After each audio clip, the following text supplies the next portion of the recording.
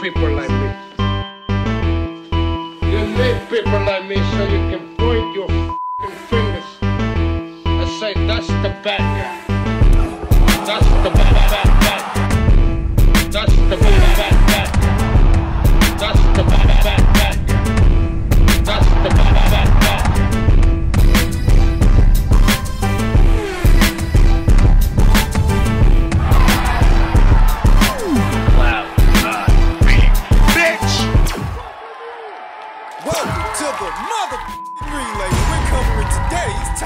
News. Ryan Garcia versus Javier Fortuna. Let's talk about the fight. I will say, I see the difference. I see the improvements in Ryan, young Ryan Garcia, now that he's got Joe Goosen in his corner, as opposed to Eddie Reynoso. If I'm being honest, he looked a more put-together fighter last night than he did the fight before with Emmanuel to go, and before that with Luke Campbell. In some ways, it lends credence to the notion that Ryan Garcia was right to leave the Eddie Reynoso gym, because according to Ryan, he just didn't have time for anybody. He didn't have time for anybody not named Canelo Alvarez. Ryan is one of 3 fighters that very recently parted ways with Eddie Reynoso as a trainer. Former unified heavyweight champion Andy Ruiz, unbeaten up-and-comer Frankie Sanchez, and Ryan Garcia. They all parted ways with the star trainer. And it's bad optics. Bad optics for Eddie Reynoso, who won Trainer of the Year not that long ago, that so many of the guys in his gym decided to take their business elsewhere, Ryan Garcia among them. Ryan Garcia, who I have to admit, he looked a better fighter. He looked better with Joe in his corner than he did when Eddie was there. Ryan Garcia is not the only one of Eddie Reynoso's former pupils that left him for veteran trainer Joe Goosen. Frankie Sanchez left Eddie Reynoso for Joe Goosen as well, and he announced it a little over a month ago in June. Can we expect to see these kinds of improvements and changes in Frankie Sanchez? In the realm of improvements, Ryan Garcia did look more put together in last night's fight with Javier Fortuna than he did with Emmanuel to go and Luke Campbell before him. You saw good distance control from Ryan Garcia, good lead hand, good jab. Between Ryan Garcia's length and his speed, he made it very difficult for Javier Fortuna to get within striking distance of him. Javier Fortuna, a southpaw, a fighter that leads with his right hand to set up the left. Javier being a southpaw didn't matter. We know how tricky those southpaws can be for an orthodox fighter, and how more often than not, they can make things difficult, frustrating, staying on the outside of an orthodox fighter's jab. Though, given the discrepancy in height, the height differential between Ryan Garcia and Javier Fortuna, that Ryan is a much bigger guy. He's a taller guy, he's a longer guy. Big reach, big speed. Between the very long levers of Ryan Garcia and the speed at which the shots are coming in, Javier Fortuna struggled to get within striking distance of this fighter, going for big shots, looping shots over the top. He was desperate. You noticed early on that Ryan Garcia wasn't having much trouble at all landing his backhand, landing his straight right hand. Not an encouraging omen in the early goings of a fight, because if you're landing that punch early on in the first round, whilst Javier Fortuna is still fresh, what that essentially means is that as the fight progresses... As the fight progresses and Javier gets tired, it'll be that much easier to nail Javier with that shot. If you're landing the backhand, if you're landing the right hand in the early goings of the fight, and Javier Fortuna can't stay out of the way of it, just imagine once the damage and exhaustion... Just imagine how much easier it's going to be to nail him with that same punch later on once he gets tired. I noticed early on, Ryan Garcia was getting off some eye-catching right hands, off the lead hand, off the jab. Javier Fortuna, he took the punches well at first, though. You saw Ryan was piling up the points, and he was piling them up early. And as stated, he exhibited very good distance control early on in this fight with the lead hand, with his jab hand, the speed at which he was pumping out that jab, and the length. It all made it very hard for Javier Fortuna to get within striking distance of Ryan to land anything. The jab, the backhand, hell, even the left hook was on fire for Ryan Garcia throughout the course of this fight. Several left hooks that he landed mid-range to inside of Javier Fortuna as he stepped into his jab. Hooks that found their way around the guard, sailed around it. Found the target. It was an eye-catching body shot, an eye-catching left hook that floored Javier Fortuna. Ryan Garcia scored 3 knockdowns in this thing in the 4th, 5th, and 6th rounds. Ended it in 6 rounds with that knockout. Overall, it was an entertaining fight with a pleasing aesthetic stylistically. It was fun to watch. In front of 11,000 people, Ryan Garcia beat Javier Fortuna in good fashion, in style. This fight had a much more pleasing aesthetic than what we just saw from Ryan with Emmanuel to go. Chasing that guy around the ring, struggling to get off a power shot as to get that guy out of there. This has already proven to be a more productive year for Ryan than last year was, though let's not blow things out of proportion. This is Javier Fortuna that he knocked out. Ryan looks strong, fast, accurate, capable. We saw speed and power combinations of the works, though that doesn't mean there isn't more work that needs doing. There still is a vulnerability to Ryan Garcia in some moments where Javier Fortuna came dangerously close to chinning Ryan Garcia with some looping shots. Still feels like he leaves his chin in the air. He won the fight in good fashion. I won't take that away from him, though I also don't think we need to shout from the rooftops that he was able to beat the likes of a Javier Fortuna, because if you are who you say you are and what you say you are, then this is to be expected. You're supposed to be able to beat the Javier Fortunas of the world. You're supposed to be able to beat a guy like this. It's a good scalp, but I need to see more. Post-fight, Ryan Garcia was quoted as saying, "I want Davis next at 140 pounds. I'll whoop his ass." At 140 pounds, given Ryan Garcia's height and his length. It's not necessarily unfamiliar territory for Gervonta Davis, who not that long ago ventured north of 135 to 140 for the very statuesque Mario Barrios. Statuesque, at least, for a lightweight that was moving up in weight, so Gervonta wouldn't be in unfamiliar territory under these circumstances. Though is Mario Barrios really as capable a boxer as Ryan Garcia? He's not a fighter who's ever been touted as having a very high ceiling. If we're being honest, we never heard of this guy up until Gervonta Davis decided to fight him for a secondary title, a Reggie belt. I don't think Mario Barrios was ever viewed through the same lens as young Ryan Garcia, as boxing's next it guy, the next big thing. Better still, in terms of the tail of the tape, there are similarities, though Mario Barrios is not as fast as Ryan, and I'd wager he doesn't punch as hard. I felt way better at this weight. I'm not going back down to 135 for nothing, but I will fight Tank next if he wants it at 140. I'll make sure to record all the negotiations so you can't say I was ducking. I want that fight because it's going to give me the respect I deserve. I'm never afraid. I have a spirit of competition in me, and you're going to see that come out when I fight Tank and whoop his ass, Garcia said. You do get the sense that they're preparing to fight each other? That some effort has gone into that. Gervonta Davis venturing north of 135 pounds to take on Mario Barrios, who has similar physical dimensions to a Ryan Garcia, though he's not a carbon copy of him. And the same can be said in reverse. Ryan Garcia taking on a smaller, stumpier... A small, stumpy southpaw with a lower center of gravity. Like Gervonta Davis is a small, stumpy southpaw with a lower center of gravity. Though granted, Javier Fortuna is hardly the carbon copy of Gervonta Davis, there are some similarities there and invaluable experience to be garnered. I don't know that we're on the eve of that fight, that it happens later on this year the way that Ryan's promising. Ryan Garcia himself is playing this one close to the chest, making a lot of promises that if he gets the Gervonta Davis fight, if and when he beats him, that will justify all of the antics and shenanigans we've been seeing from him, that belts don't matter, and he wouldn't be proud of beating a guy like George Kambosos for the undisputed lightweight championship. It isn't all magically undone just because he beat Javier Fortuna. If you think that traveling abroad to unfamiliar and hostile territory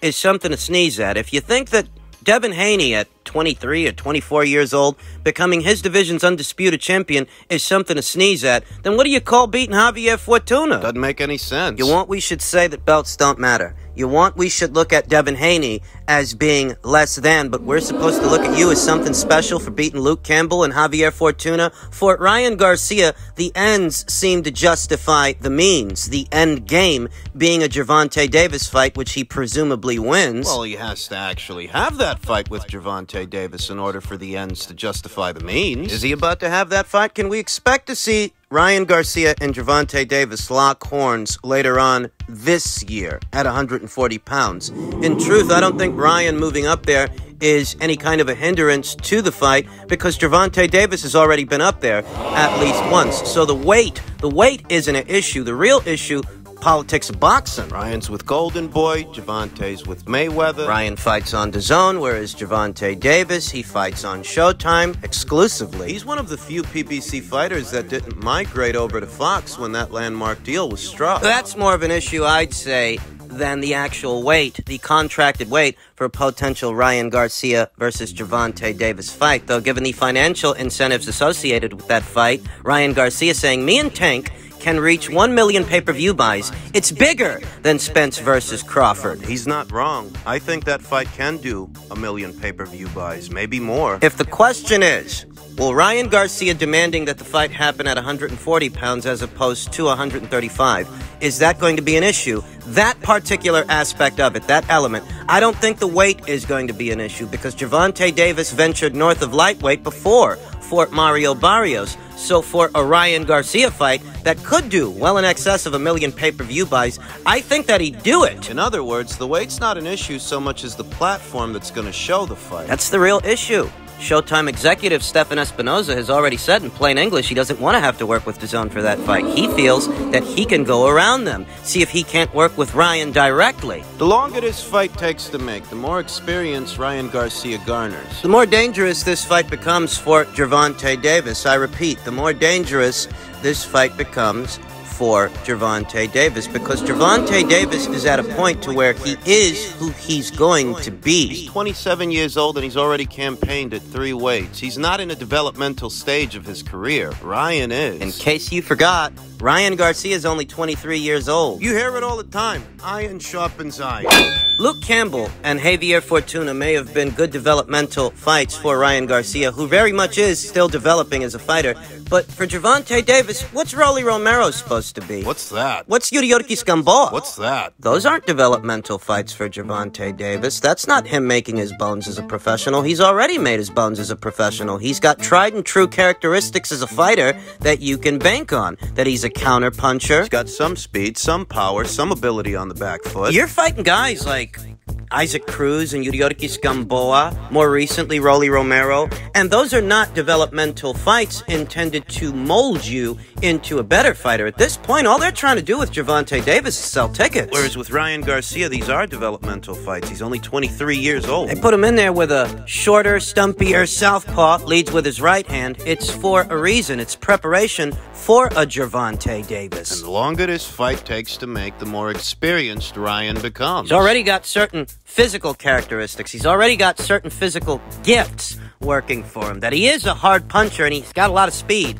a lot of size on Gervonta Davis. If he can sharpen his boxing, tighten up, find that happy medium between defense and offense and alternating seamlessly between the two, yeah, I could see him giving Gervonta Davis a couple of issues, couple of problems, because a guy with as much speed as Ryan Garcia can be hard to counter, and counter-punching just so happens to be one of the things that Gervonta does well. But it's easier to counter an irresponsible Rolly Romero, an irresponsible and come-forward Leo Santa Cruz. It's easier to counter those guys. Yeah, because those guys are smaller, slower guys than Ryan Garcia. Don't misunderstand me. I still think Ryan Garcia is a putz who shoots off at the mouth a little bit too much, and I still think Gervonta Davis is a fucking hype job. But if we're talking about a fight between them, one of the glaring issues that Gervonta might face is that this guy's a long, statuesque guy, taller guy, longer guy than he is, with a lot of speed and power of his own. If he can box from the outside, given the kind of speed he has in those hands, he can make it hard for Gervonta to get within striking distance of him. Styles make fights. Oh, granted, while it's possible for a shorter, stumpier fighter to get under and or around the straight shots of a more statuesque jabber,